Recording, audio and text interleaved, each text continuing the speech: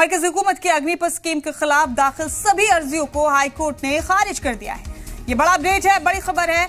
समाअत के दौरान दिल्ली हाईकोर्ट ने स्कीम को मुल्क के हक में बताते हुए कहा कि इसमें अदालत के दखल का कोई मतलब नहीं बनता।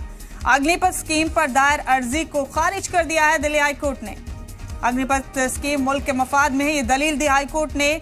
और हाईकोर्ट ने यह भी कहा कि स्कीम में कोर्ट के मुदाखलत का कोई मतलब नहीं।